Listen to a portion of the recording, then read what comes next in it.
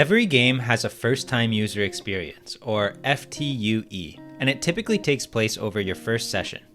The goal of a great FTUE is to take someone from booting up the game for the first time to being inducted into the core loop of the game, or more simply, it's trying to convert them into a player.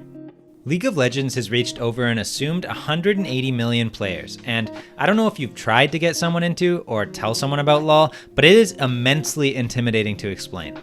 Just think about it. You've got roles, objectives, neutral creeps and buffs, dragons, heralds, baron, summoner spells, runes, 160 champions, 800 abilities, and more than 200 items, and that's just scratching the surface. So how does a game this intimidating and complex continue to generate such a massive audience, converting bright-eyed potential players into LoL fanatics rather than sending them running? Well, with LoL's success, it's clear Riot has fine-tuned the LoL FTUE to help players transition through these hurdles, and in this video, we'll break down exactly how they do it. I'm Bucky Mayer, and this is LoL's FTUE. FTUE? FTUE. Let's get started. We're going to skip registering for your account online and begin with opening the client and logging in for the first time. Upon first login, and once you've installed the game, you'll first be taken through some general guidelines that you'll totally gloss over before choosing your summoner name and selecting LoL. You see a brief cutscene placed here to hype you up before you're tossed into the first part of the onboarding experience. Remember how big League seemed just moments ago? Well, the approach here is to hook the users so they're more likely to make the investment of learning the game. LoL does this by starting you off without any concern of anything other than kicking ass. To start, we're placed right in the action, in front of an inner tower being assaulted by minions as MF. Don't know how to move? Well, there's icons for right-clicking. Don't know how to attack? More click icons. No waiting for minions to spawn, no need to worry about items, just kill stuff. As you move down the lane, a fight begins. You take next to no damage after the initial hit, and hear a hype "First Blood" that makes you feel like a badass. After that, you can start playing around with different characters, and here we're learning basic movement, ability usage, that different champions have different abilities, and that towers do damage and you should probably kill them. And while you're learning all these basics, you're absolutely destroying CPU bots, which is what's incentivizing you to continue. It's how Riot is hooking you. To finish off this initial intro, you're shown teammates both to quickly end the game and to show you the effectiveness of working as a team. But I've played solo queue and don't think anyone remembers this part. It's clear Riot wants you to move on to the next tutorial ASAP, so even in the off chance you die here, no way that was an accident, obviously intentional testing, you only wait a couple seconds and spawn just a few feet back. And just like that, our first victory. And as a reward, now we get to select a champion. This is how Riot introduces us to the core game loop, the reason that we keep playing game after game, especially in the early days of leveling up. We're learning that playing matches will help you unlock new characters, and from here we go on to our next tutorial, this time actually on Summoner's Rift. Immediately, the amount we're learning is ramping up, and it's because players that make it to this step are likely hooked by the last tutorial, and because of that are more willing to learn. They have confidence and excitement. In the first tutorial, there were no lanes, so the first thing we see here are giant arrows that help show what to do and where to go. It's worth noting also that the game is still not having us think about items, as that might be a little too intimidating. First, we're simply learning about the lanes and leveling up with experience. Even though Riot's trying to keep it to the basics, it still provides helpful text if it thinks you're curious about different things. For example, if you use a spell near a turret or walk by a jungle camp, it lets you know just a little bit to satisfy your curiosity and to contextually help you learn. And the context is key here. There's no reason for me to have to learn about neutral monsters right now because there's so much else to already learn about in lane. After a while, the game lets you know to back if you haven't died yet, and that recalling will help you heal. And for this tutorial, they basically just want to build the habit of recalling. But they still want you to avoid the store, so they just automatically purchase items for you. The items that the game purchases for you help end the game faster, and so once you've played a bit more, you'll make it to the Nexus and move on to the next tutorial.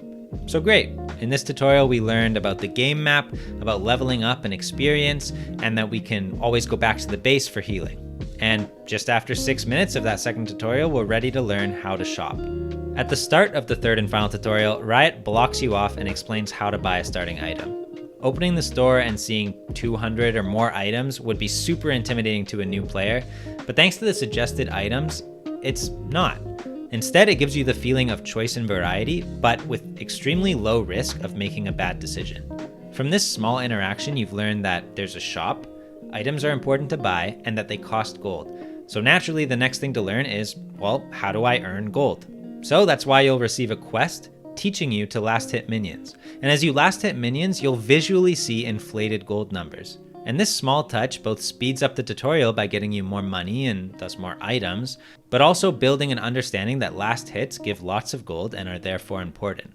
And to reinforce that thought, they next ask you to earn 3,500 gold. Eventually, you're told to recall and spend that money. Riot gives the player an abundance of money for their first back so that they're able to buy meaningfully powerful items, giving the player a strong understanding of the importance of items. They'll see power both in the cost and the description of the item, but also in the damage you do with it after you get back into the game.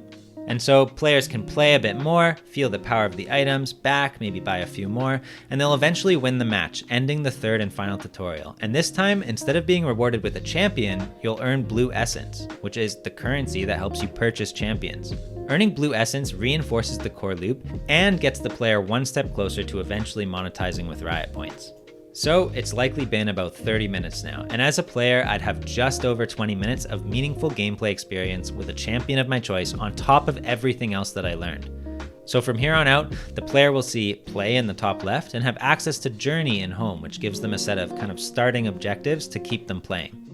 So as we head into our first blind pick with other real players that are hopefully around my skill level, we've already learned basic movement, ability usage, different champions and how they have different abilities, working as a team being important, the game map, on and on and on, so many things.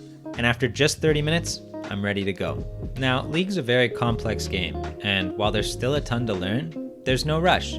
Instead of bombarding me with endless info, as I progress on my way to 30, I'll learn about the game slowly, through leveling up, unlocking summoner spells, runes, other champions, and just through general game experience. As long as a new player is having fun, there's no need to force more learning, as it'll happen naturally through playing and becoming just a fan of the game. And because LoL has so many players, you'll always be matched with players around your level regardless of how much or little you know. So, now all that's left is playing your first match.